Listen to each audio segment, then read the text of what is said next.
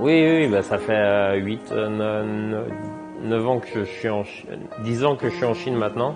Et bah, comme j'ai déjà dit, j'ai beaucoup voyagé. Je suis marié à une chinoise et ma femme me fait souvent en hiver me fait une genre de sirop soupe avec les fruits, le sucre jaune et le réglisse sec. Et j'ai recréé la même chose. Donc ma femme me dit que c'est bon pour la circulation, pour le chaud en hiver et surtout que ça pour la toux, ça nous empêche d'attraper de la toux. Une épice qui est très forte et que tout le monde n'aime pas forcément. Et la baie de goji, oui, ça va vraiment avec tous les ingrédients, toutes les recettes très facilement. Selon mon avis, non, c'est les ingrédients, on n'a pas les mêmes connaissances, on n'utilise pas ces mêmes produits dans les mêmes buts. On utilise surtout ces produits pour le goût ou pour leur texture que ça apporte. Mais je pense pas que dans la cuisine occidentale on l'utilise. Enfin, on en est conscience d'utiliser ça pour la médecine, pour le bien-être du corps.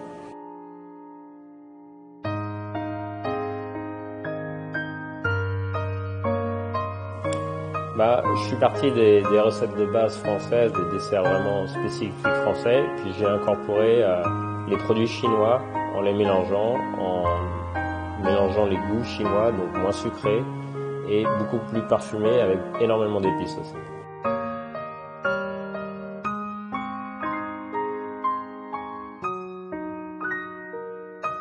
Et dans le riz au lait, j'ai utilisé 3 spécifiques produits qui sont utilisés dans la médecine chinoise. Les prunes, elles aident un peu contrebalancer le riz au lait qui peut être un peu trop sucré. La prune noire, ça va avoir qui est mélangée avec la poudre de réglisse, ça va vraiment lui donner un goût beaucoup moins sucré et vraiment savoureux et très fort. On a la prune noire qui est là pour principalement étancher la soif dans la culture chinoise. On a aussi la poudre, le réglisse en poudre ou non, qui sont surtout là pour l'estomac. J'ai principalement utilisé le pochage pour les infusions, tel que le réglisse qui a été poché avec les pruneaux pour vraiment infuser les prunes noires qu'elles prennent. On a aussi les baies de goji qui sont très riches en fer, en calcium et qui vont aider surtout à la vue. La baie de goji, ça a une couleur rouge assez vive et ça va vraiment casser la couleur du riz au lait. Et pour le sésame, j'ai utilisé les deux, l'infusion et la couleur pour casser le blanc aussi.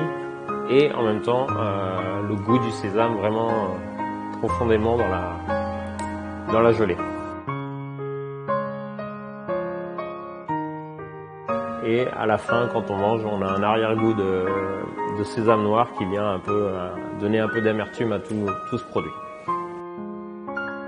Bien sûr que oui, après tant d'années à Shanghai, j'aurais jamais pu faire ces recettes si j'avais pas été aussi longtemps à Shanghai.